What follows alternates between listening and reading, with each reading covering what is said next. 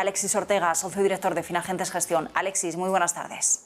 ¿Qué tal? Muy buenas tardes. Bueno, ¿qué te ha parecido este dato en esos máximos, como estamos viendo, desde finales de los 80, en el caso de la inflación interanual en Estados Unidos? ¿Cómo evalúas las cifras que hemos conocido hoy? Si cumplen más o menos con lo que se estaba esperando, si nos indican, bueno, pues que la inflación estaría llegando a un tope en Estados Unidos, o si por el contrario nos indican, bueno, pues que esta escalada de los precios, como reconocía Powell la semana pasada, ya no es transitoria. Sí, yo creo que ahí en esto último que usted acaba de comentar, lo de la transitoriedad, que era el mantra de los bancos centrales de prácticamente cuando empezaron las primeras presiones inflacionarias, de alguna manera nos viene a decir que ya ellos mismos abandonan lo que hasta ahora estaban manteniendo la idea de transitoriedad, ya abandonan ese concepto y por lo tanto es un tema preocupante.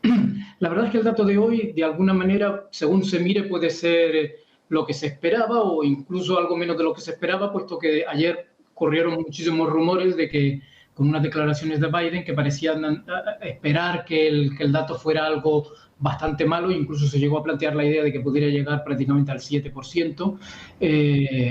Por lo tanto, si lo miramos con ese último temor del mercado sobre hoy, diríamos que es algo mejor. Lo único que pasa es que, claro, el dato es verdaderamente apabullante. Ya no es un problema puramente de problemas de suministros y que esté relacionado con pequeños sectores, sino que se está trasladando a todo. Se está trasladando a la alimentación, se está trasladando a la ropa, se está trasladando al transporte. Obviamente el tema de los coches continúa siendo un elemento fundamental. Los precios de los coches usados aumentan un 35%, lo de los coches nuevos un 11%, ambos en tasa interanual. Pero en cualquier caso parece que los efectos de segunda ronda, que son lo más importante, están ahí sobre la mesa. Hemos tenido recientemente datos de incrementos salariales que eran muy altos, pero con los datos de hoy y ya incluso hasta con los datos del mes pasado, son incrementos salariales que están por debajo de la inflación. Por lo tanto, de alguna manera, los trabajadores en estos momentos, en un mercado laboral digamos, muy estrecho, pues de alguna manera están en posibilidades de pedir aumentos salariales, con lo cual, de alguna manera, en estos momentos se hace indispensable sí o sí que la Reserva Federal no solo ya quite el tema de la palabra de transitoriedad, sino que empiece a tomar medidas, puesto que en estos momentos achacarlo todo a la oferta es demasiado. Yo creo que aquí hay un problema también de exceso de demanda, un exceso de demanda sustentado en una política extremadamente laxa que hay que controlar. Otra cosa es qué efectos pueda tener económicamente eso, pero desde luego la Reserva Federal está en la semana que viene en una posición en la que posiblemente va a tener que aumentar el ritmo de reducción de las compras y posiblemente incluso hasta pueda tener que dar un mensaje mucho más duro sobre la subida de tipos de interés. Quería que nos ampliaras, Alexis, un poquito más esa evaluación, ¿no? Ese análisis sobre la inflación salarial. Es una cosa que está preocupando, pero en Estados Unidos tenemos además una situación muy concreta. Comentaba Marta contigo la semana pasada, me parece, esos datos del mercado laboral que conocíamos en Estados Unidos, que se enfrenta, bueno, pues a una paradoja, ¿no? Por así decirlo. Una tasa de paro que está cerca de esos mínimos históricos, pero en un momento donde hay mucha demanda, muchas vacantes, por así decirlo, en un momento en que falta mano de obra, se están produciendo renuncias y donde los empleadores se están viendo obligados a ofrecer mejores condiciones, entre otras salariales, para conseguir, bueno, pues cubrir esos puestos de trabajo, ¿no? ¿Qué consecuencias tendría esa inflación salarial o esa dinámica? Es lo más importante. Es decir, los bancos centrales en estos momentos solamente están mirando los efectos de segunda ronda. Es decir, si todo se queda prácticamente cuando ellos hablan de transitoriedad no significaba básicamente que el incremento de los precios iba a ser temporal y luego volveríamos a incrementos de precios más cercanos a ese 2% que ellos estaban planteando. No que los precios fueran a bajar, sino que el ritmo de crecimiento fuera menor. El asunto está en que para pasar de esa etapa de crecimientos de los precios altos había que generar una cierta sensación en los consumidores y sobre todo en los empleados, pues la sensación de que iba a durar muy poco y por tanto eso no tenían que trasladarlo a incrementos salariales. Pero como bien dice usted, en estos momentos hay una paradoja en Estados Unidos, que es que aunque la tasa de actividad no se ha recuperado a niveles que teníamos previos a la pandemia, ni siquiera el número de empleo con respecto al nivel de la pandemia. De hecho, incluso hasta estamos en niveles de actividad muy por debajo de los peores momentos de la crisis del 2008. Alrededor del año 2015 se llevaban a niveles algo superiores incluso a los que tenemos ahora, pero hay como una especie de salida de trabajadores, empresas que necesitan con este incremento de actividad empleados que no quieren entrar en el mercado laboral y que por lo tanto habrá que pagarles más. Esa es la gran jugada y el gran peligro de la inflación, que de alguna manera los empleados interpreten que la inflación no es transitoria, que se va a quedar, que impidan incrementos salariales y que esos incrementos salariales obviamente hagan o creen un círculo vicioso de incremento de los precios que obligan a la Reserva Federal a tomar decisiones muchísimo más bruscas que si hubiese tomado estas decisiones antes y por lo tanto hubiese generado una cierta sensación de estabilidad de los precios.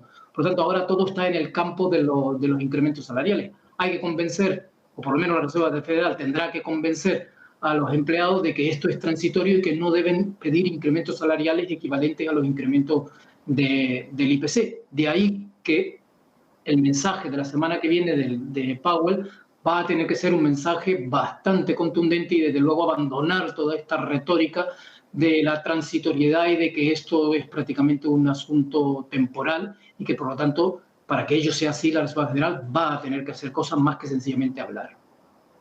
Claro, lo que pasa es que es complicado, ¿no? Como tú bien apuntas, Alexis, cambiar ahora esa especie de juego retórico, como mencionabas, teniendo en cuenta que ya en el comité de la semana pasada Powell, bueno, pues reconocía, ¿no?, esa palabra transitoria, incluso abría la puerta a acelerar el tapering más de lo previsto.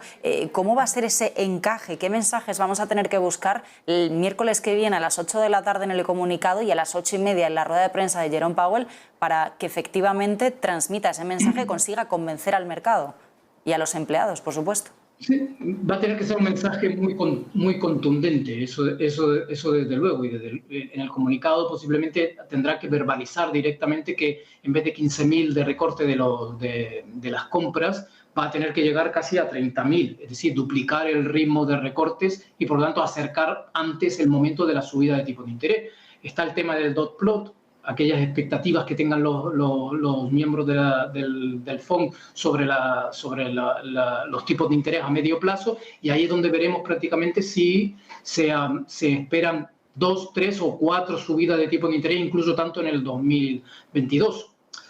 La verdad es que la situación de la Reserva Federal es una situación bastante complicada, porque por un lado debe lanzar ese mensaje para contener los efectos de segunda ronda de la inflación, pero también tiene un problema, y es que sus políticas también han generado, digamos, unos niveles de endeudamiento extremadamente altos.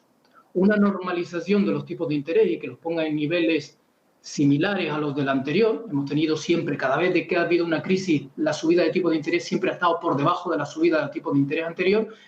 Es bastante difícil teniendo en cuenta sobre todo a efectos del presupuesto americano.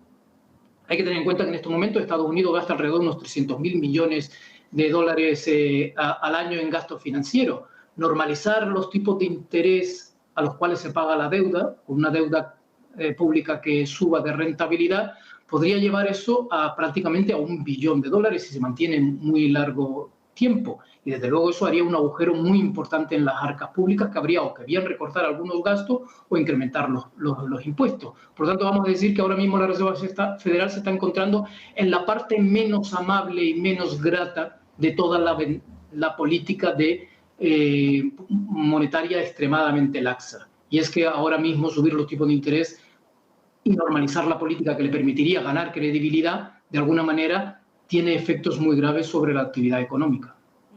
Alexis, precisamente mientras nosotros hablamos están empezando a llegar declaraciones del propio presidente de Biden en Estados Unidos que está diciendo que anticipa precios menores en los próximos meses y que las recientes reducciones en los precios no se han incluido en el dato de inflación que hemos conocido hoy. Y leíamos también una encuesta de la CNBC esta misma semana que cuestionaba precisamente el impacto que están teniendo estas alzas de precios en la propia economía, que está haciendo bajar la popularidad del presidente. Es lógico. Yo creo que esto no tiene mucho sentido. Este mensaje continuo por parte de los bancos, de los banqueros centrales en torno a que todo esto es transitorio, yo creo que les hace un muy flaco favor. La inflación, según una reciente encuesta de Gallup, está afectando de manera muy importante a las personas. De ahí que realmente la popularidad baje. El 45% de los estadounidenses dice que está teniendo problemas y dificultades financieras precisamente por el incremento de los precios. Pero es curioso, si tenemos en cuenta a los que ganan menos de $40.000 al año, es el 71% de esas personas que les dice que tienen dificultades financieras frente a prácticamente solo el 29% a las que tienen ingresos bastante más altos. Por lo tanto, de alguna manera, insistir en contra de la realidad no va a ayudar en nada. Entre más tarde la Reserva Federal o la propia Administración den señales de que quieren atajar este problema inflacionario que está provocado por un exceso de demanda y unas políticas monetarias excesivamente laxas, peor va a ser la solución. Obviamente se puede sentir contento si Biden, con estos niveles de popularidad, si todavía esta situación de precios no se controla en el muy corto plazo. Ya no vale hablar de 6 meses o, como siempre se dice, en la segunda mitad de todos los años. Los precios deben empezar a bajar para que ese mensaje que ellos están trasladando sea creíble. Alexis Ortega, muchísimas gracias por acompañarnos. Vamos a esperar entonces al próximo miércoles, cita clave, sobre todo a las 8:30 de la tarde, hora española, a ver si, como comentamos, convence o no convence Jerome Powell con ese discurso. Muy buenas tardes, buen fin de semana. Igualmente.